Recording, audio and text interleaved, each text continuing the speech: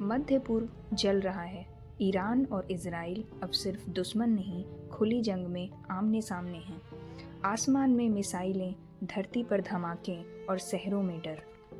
हमले में ईरान के शासक अली खामेनेई की डेथ हो गई है और वर्ल्ड की टॉलेस्ट बिल्डिंग दुबई के बुर्ज खलीफा के आसपास भी धमाके हुए हैं।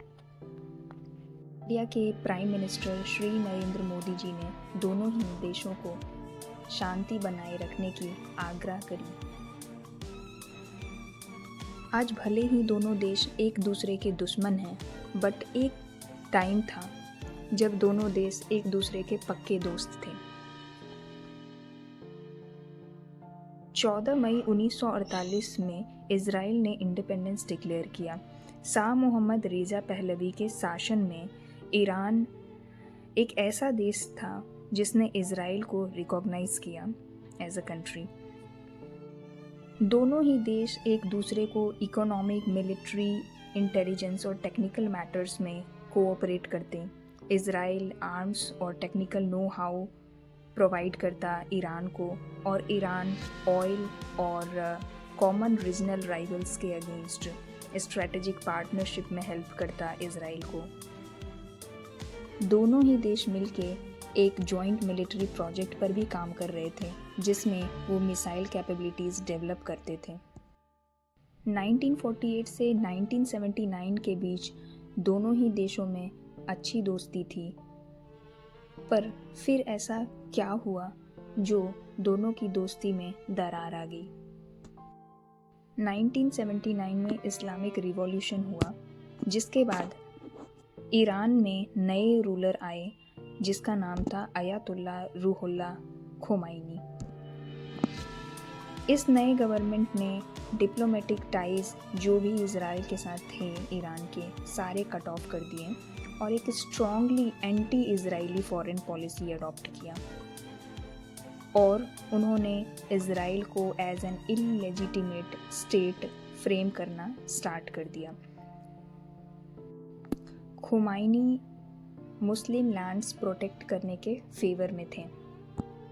सेकेंड वर्ल्ड वॉर के टाइम पर हिटलर के शासन में जर्मनी में ज्यूज़ के साथ बहुत अत्याचार हुए, और इससे परेशान होकर ज्यूज़ ने ब्रिटेन से मदद मांगी और कहा कि हमें एक होमलैंड चाहिए जहां हम पीसफुली और सेफली जी सकें।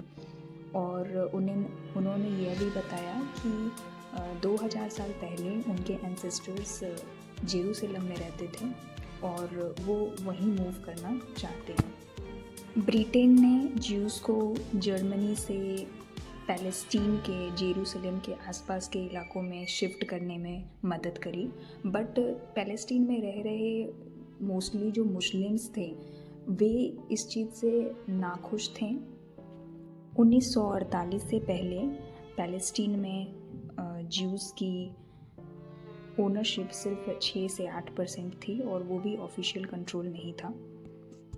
1947 से 48 के बीच यूनाइटेड नेशंस पार्टीशन प्लान के तहत ज्यूज़ स्टेट को 55% लगभग अलॉटमेंट मिली पैलेस्टीन में।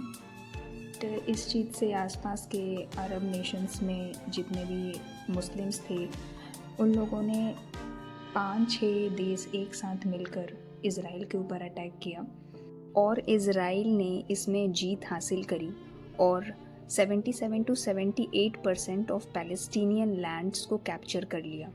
1967 से प्रेजेंट तक पैलेस्टीन में ज्यूज़ का लैंड का कॉम्पोजिशन ऑलमोस्ट 100% चला गया है, but this is de facto, like this is the actual occupied area, but जो ग्रीन लाइन स्टेट है which is like recognised by other countries, वो अभी भी 77 to 78% है।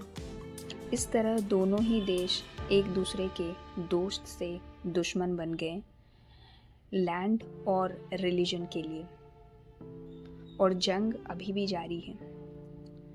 आशा करते हैं कि आगे सिचुएशन बेटर हो और दोनों ही देशों में शांति बने।